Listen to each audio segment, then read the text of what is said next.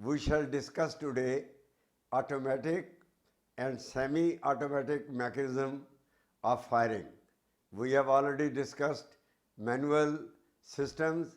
Today we shall talk about semi-automatic and fully automatic systems of firing. In the automatic system and semi-automatic system, the first cartridge is always loaded manually. Once it is fired, the other cartridge takes its position automatically because of the discharge created in the firing of the first cartridge. Once the cartridge takes the position, the question now arises is whether it will continue firing as long as the trigger is pressed, then it is called fully automatic. But in cases where it is semi-automatic mechanism, the cartridge definitely comes into position, there is no doubt about it. Everything is caught, but the weapon does not fire because it needs the trigger to be released, again pressed, and then started firing. It is only this which makes it semi-automatic. In case of fully automatic, the magazine gets empty so long as the trigger remains in position.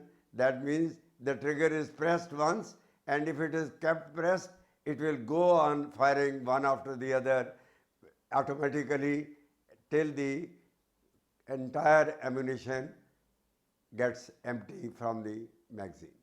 Pistol and revolvers, these are usually used for defense purposes, and as a matter of fact, the revolver is also a pistol, excepting that it has a revolving cylinder. Fully automatic pistols are also available. The examples are 9mm pistol, which is fully automatic, and once the trigger is pressed here, the firing continues till the ammunition is over or the trigger is released. Pistols are normally semi-automatic, but there are pistols which are fully automatic also, as already stated. But in case of semi-automatic pistol, the reloading of the cartridge does take place, but because of the discharge which has been created by the previous firing. After studying this module, you shall be able to know about the principle of automatic firing mechanism, classification and mechanism of various automatic firing mechanism, the semi-automatic firing mechanism. In the older times, the firearms were muzzle loaders in which the projectiles were loaded manually from the muzzle end, and the whole projectiles, which were usually spherical in shape, used to coast out of the barrel and left no residual casings known as cartridge cases. These initial weapons could have been little more than mental constraints, being inept, sluggish to fire, and difficult to target. In addition, rain or humid weather conditions had an adversative effect on the priming charge, making it unmanageable to ignite. But as soon as the development of firearms materialized, the cartridges were started to be loaded by other mechanisms which were not manual. The power to operate an automatic breech must obviously be self contained within the weapon and comes from either the push of the recoil, that is, the direct utilization of the gas pressure on the head of bolt, or the expansion of powder gases, and it is stored in springs for the performance of the counter recoil and loading operations. Principle of automatic firearms. As soon as the trigger of the firearm is pressed, it releases the hammer or the striker with considerable force.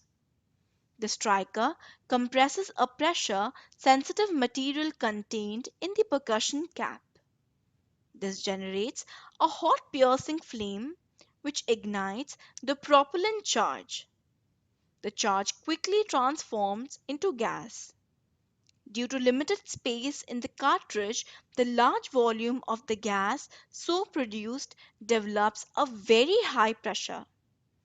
The pressure so developed forces out the bullet or the shot charge through the barrel towards the target. While the bullet moves forward, the cartridge case is pushed backward. The case therefore comes in contact with the firing pin and the breech face of the breech block and picks up mark from the surface.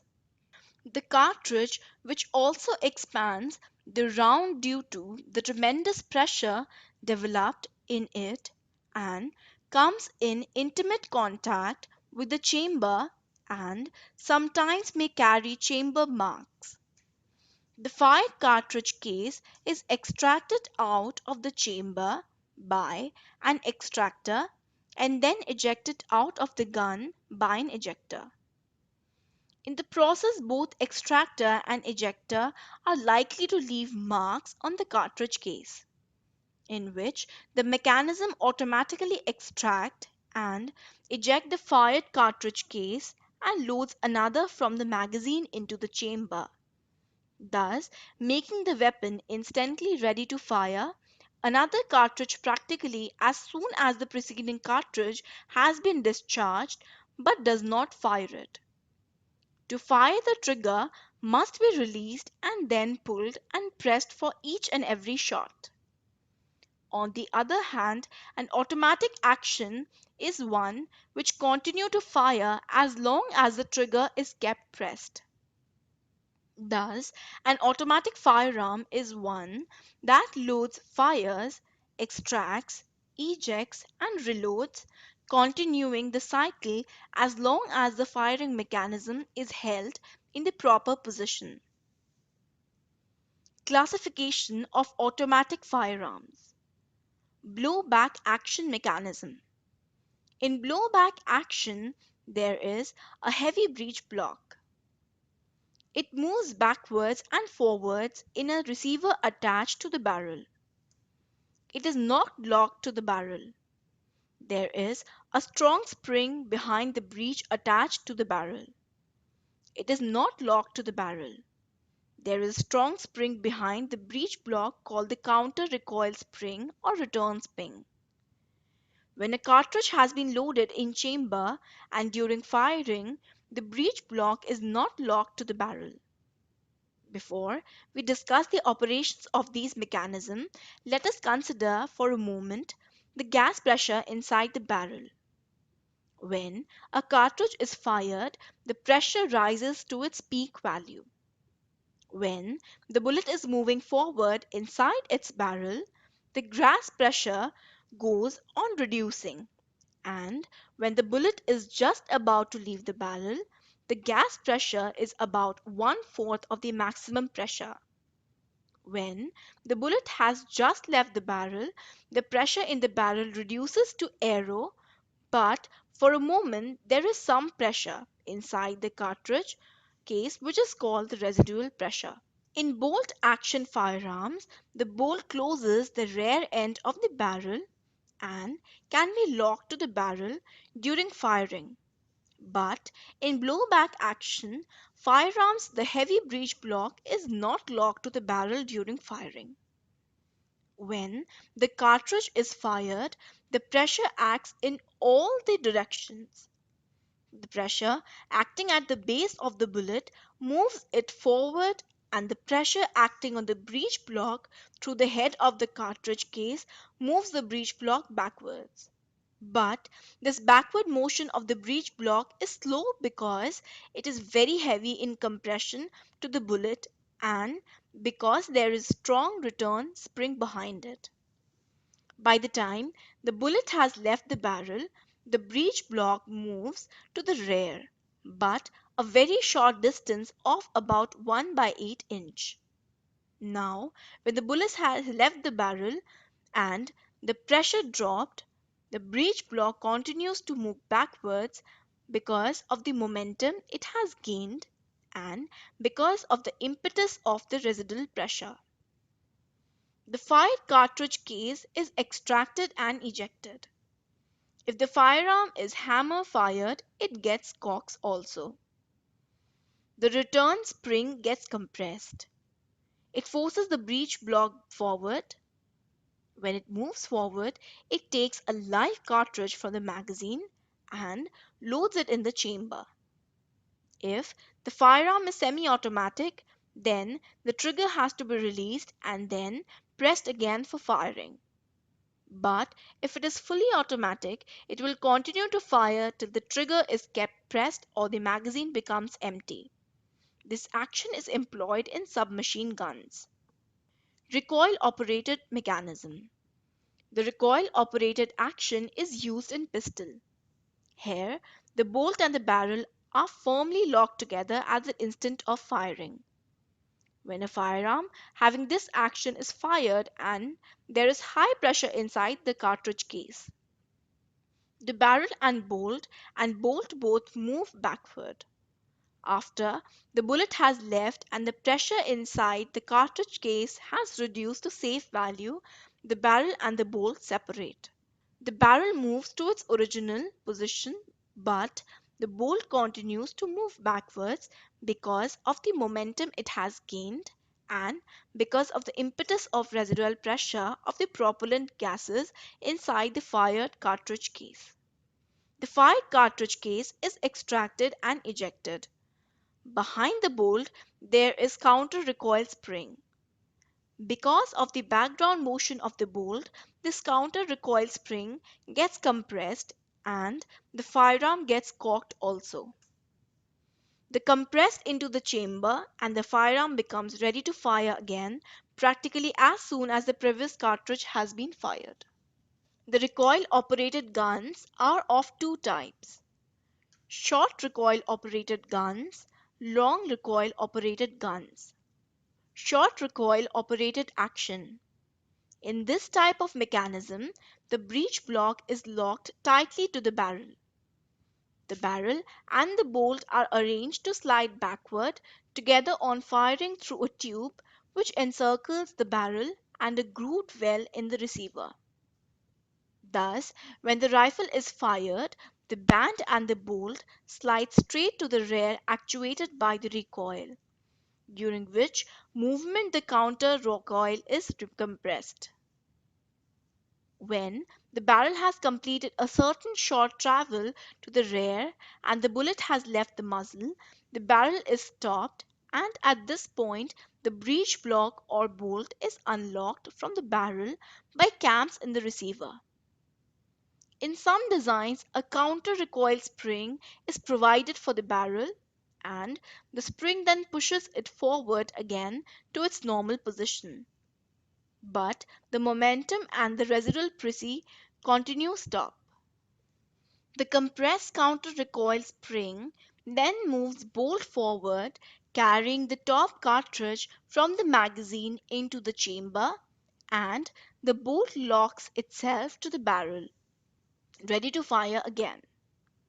Examples of this mechanism are .45 caliber Colt automatic pistols, Johnson rifles, LMG, Luger, P38 Walther and Mauser pistol.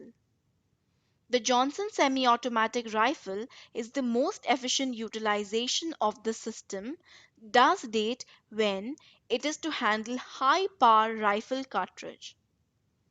Long recoil operated action. In this type of weapon, which is represented by the Remington auto-loading shotguns and rifles, barrel and the bolt recoil all the way solidly locked together. As they do so, they compress their respective return springs. The returning of the barrel and the breech block are separated.